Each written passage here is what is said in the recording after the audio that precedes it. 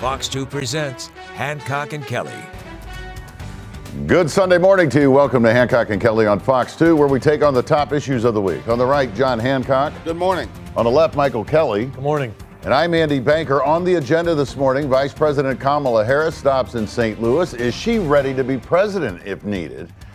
As the St. Louis mayor boots a homeless camp from the City Hall lawn, the Aldermanic President wants to make it legal for homeless people to urinate and defecate in public. Former President Trump's cry from a New York courtroom, "I'm stuck here," instead of being on the campaign trail. And our quote of the week is from President Biden, now building a border wall after guaranteeing that that would never happen. We're also going to get to the crisis that has now erupted in Israel over the past 48 hours, but we begin with Vice President Kamala Harris in St. Louis for the Democratic National Committee's fall meeting. She spoke about her recent college tour and issues she said that have traumatized young voters: climate, abortion, and guns. This is what they want because it is their lived experience to know that our position on this issue, which is about reasonable gun safety laws, about a rejection of a false choice, which suggests you're either in favor of the Second Amendment or you want to take everyone's guns away.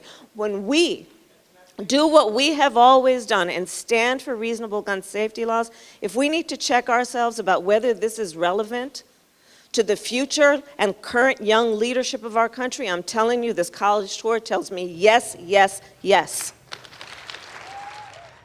She spoke for about 25 minutes in a staged Q&A session with former DNC Chairman Donna Brazile, chairwoman. And she really revved up the crowd, about 600 people, saying that she and President Biden are absolutely going to win re-election in 2024.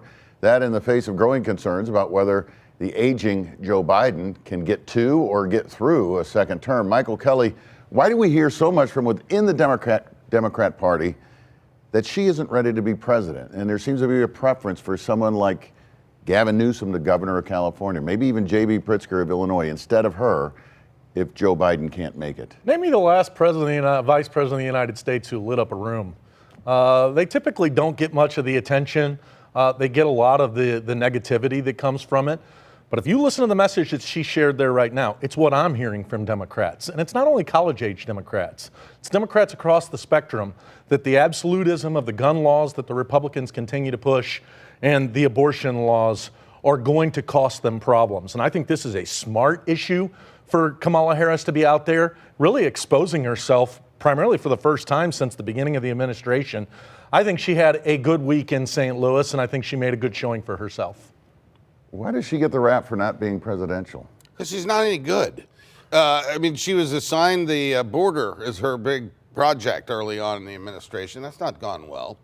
They don't exactly put her in high, image situations these days. They know they've got a problem. Her numbers are even less popular than Joe Biden's, and that's a real problem when you've got an 81-year-old candidate for president, which I still contend they're going to make a switch there because I see no alternative for them. If they run Joe Biden and Kamala Harris, I think they run a very distinct risk of losing in November of 24, and they don't need to do that. After months of allowing homeless people to camp in tents on the City Hall lawn, St. Louis Mayor Tishaura Jones abruptly puts an end to it. Here's a before and after view. After on the left, before on the right. The mayor says the homeless camp had become a public health issue with multiple police calls, fighting, illegal drug use, and people urinating and defecating on the lawn. We can certainly confirm that. This comes as Aldermanic President Megan Green is pushing for a homeless Bill of Rights that would ban the city from removing homeless camps like this and allow unhoused people to urinate and defecate in public.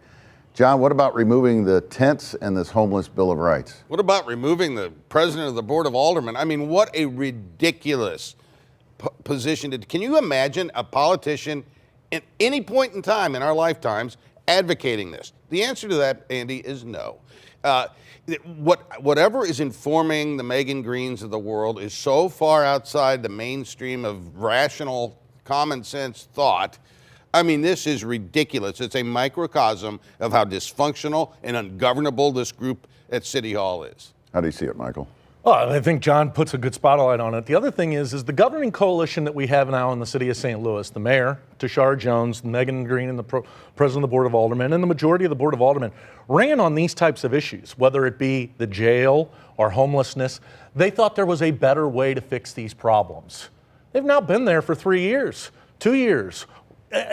They have no solutions. Now, they clearly aren't doing the basic government services. We're not paving roads. We're not policing streets. We're not picking up trash.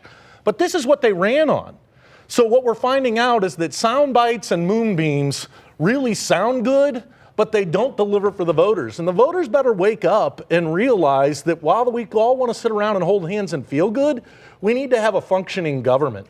But does the mayor get points here for actually moving the homeless camp out? Absolutely. But I mean, look, she's part of the reason that created this situation. She gladly ran with these advocates in the past saying, we have these terrible laws. And what we're seeing is the emperor has no clothes. She had no plan to deal with homelessness. And as a result, she got this. And now she's fighting with her own coalition. It's really interesting to watch. I live in a neighborhood where you get a citation if you don't pick up the dog poop.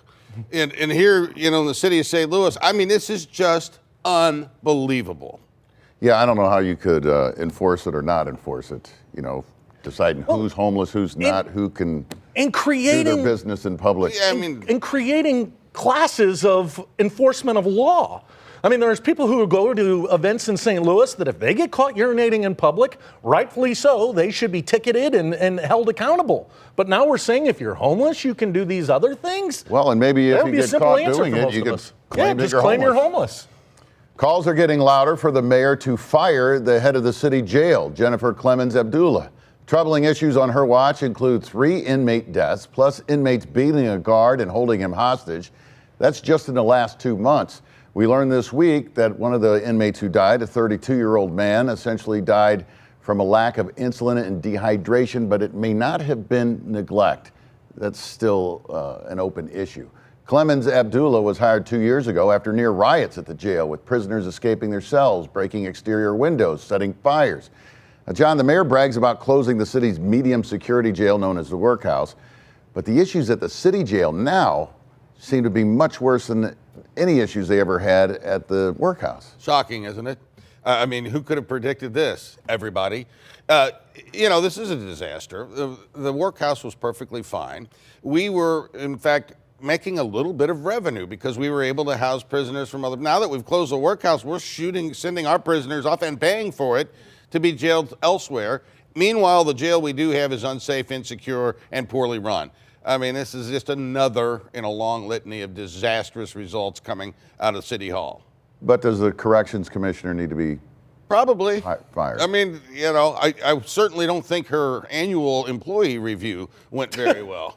Does it stop with her, Jennifer Clemens Abdullah? Where does the buck stop here? Does it go up to the mayor? It starts at the top, Andy. And let's remember, Cori Bush, the mayor Tishaura Jones, and Megan Green all ran on this issue. They were the ones who said, let's close the medium security. We need to get the CJC under control. People are dying. They hold protests in front of the former mayor's house. Riots took place over this. So they said, put us in power, send us there. We have a plan. What we're seeing is they have no plan. They have great sound bites. They can say things that make people feel good. But in fact, they're making things worse. It's time for adults to get in charge, people who are serious. All signs now point to a massive makeover of the outdated Lambert Airport. Airport officials confirm multiple buildings will soon be demolished and key facilities relocated to make room for a new 62-gate single terminal instead of the current 2-terminal 54-gate setup. Now, that plan has not been finalized, but they are paving the way for it anyway. The airport's 12 signatory airlines will pay for most of the $331 million cost of the demolitions and relocation. It's happening. The total cost of the new terminal is estimated at about $3 billion. That plan, as I said, awaits final approval. But Michael, airlines don't fork over hundreds of millions of dollars to get ready for this through demo and relocation unless that new terminal is coming. Do we need this? Is this a good investment? Absolutely. We totally need this. This region once was the hub of transportation and air flight under TWA. That evaporated over time. One of our biggest problems we have now is we have some of the highest landing and takeoff fees in the country. I'm hopeful that this plan, 1, gets done, 2, doesn't raise those fees, and 3, we try to find a way to make our airport more attractive to bring commerce and people here. That is a huge lift. We have a long way to go, and call me skeptical, but I'm a little bit nervous as to whether or not this can be See accomplished. if it gets to the finish line. Right. 2031 is when it's supposed to be finished. Is there a payoff here for doing it? Well, look, if the airport, you need to be able to get places from St. Louis. If you're going to become a hub of any kind of commerce, if you're going to see any kind of business expansion here, the airport's got to be integral to that. I don't know enough to know if this gets us there or not. I don't know if the expenditure of money is going to result in a net benefit to the region. I hope it does. And what I do know is that the airport has to improve and has to be more engaged in the commerce of this area. Up next, House Republicans eat their own in Washington, forcing the Speaker of the House, Kevin McCarthy, to give up that post less than a year after he took the gavel.